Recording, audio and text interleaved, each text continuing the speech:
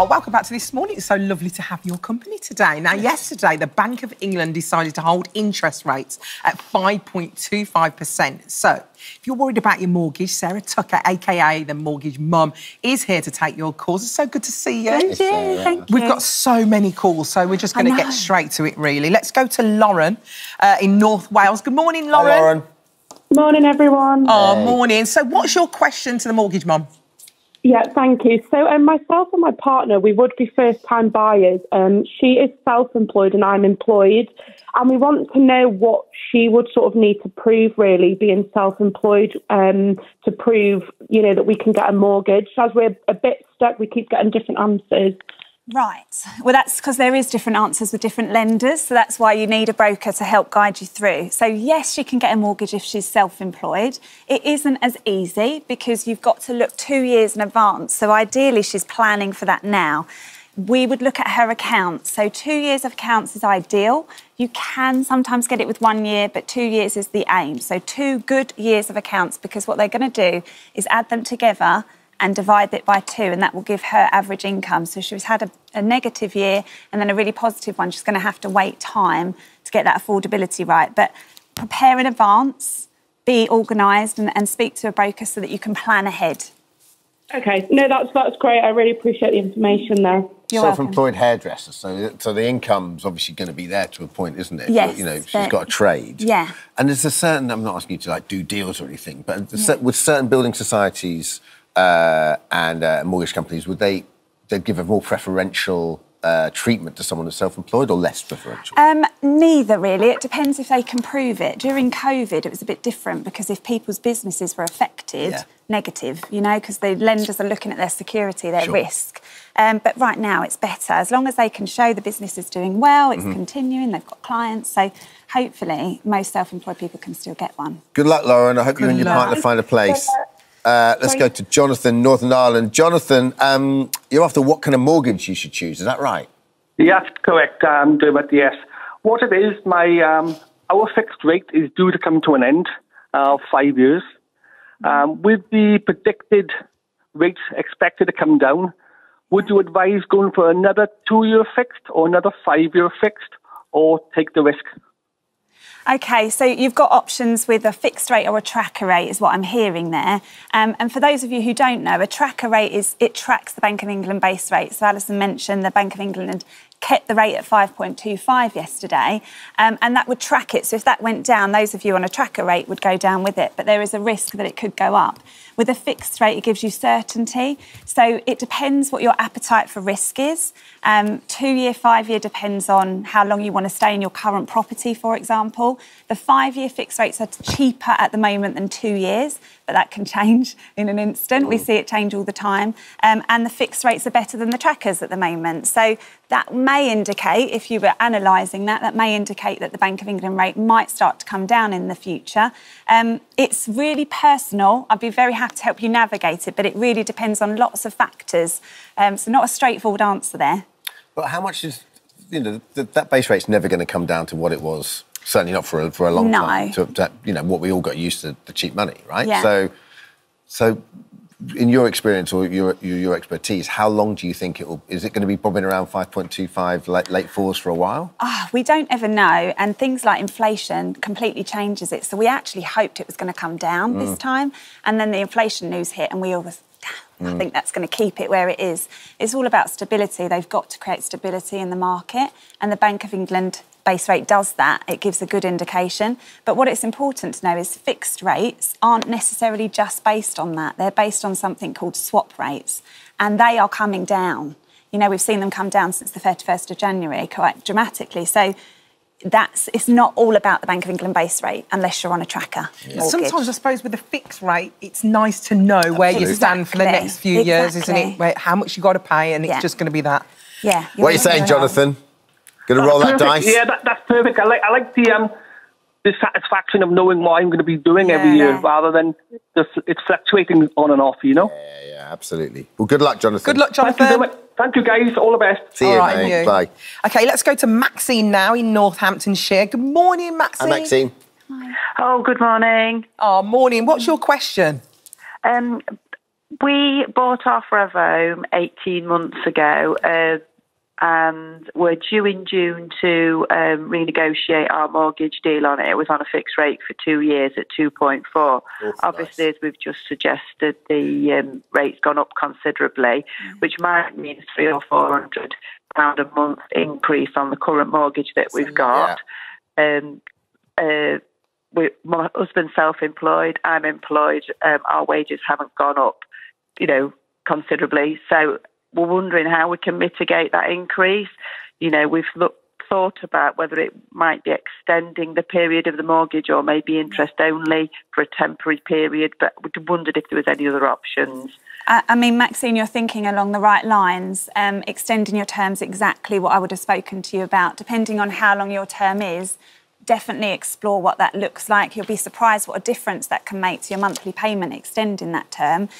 Interest only, there is the mortgage charter there to help and protect you at the moment so that it doesn't affect your credit score if you go interest only for a brief period of time. Again, it will dramatically decrease your payments for that period, but of course you're not paying off the balance, so it's a short-term measure, might help you put a bit of savings in the bank just to help a little bit. But it is really about looking at your outgoings. You said it's your dream home. So we definitely don't want you to be thinking about having to leave that when you've worked so hard to get there.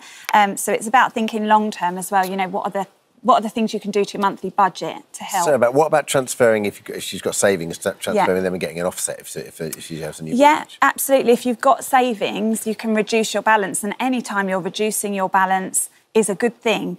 You can do an offset mortgage, that's right. And that's where your savings, actually, you don't pay interest on the amount that's left on your mortgage. So say you've got a 100 grand mortgage, 50 grand of savings, you'll pay interest while those savings sit in there on the 50 grand. So saving is crucial. And you don't get interest for that 50 grand, do you? But no. It just comes off the Exactly. So there's lots of creative options. The best thing to do is get advice because they can look at your situation and deep dive into it with you, and then you can feel more in control, more confident.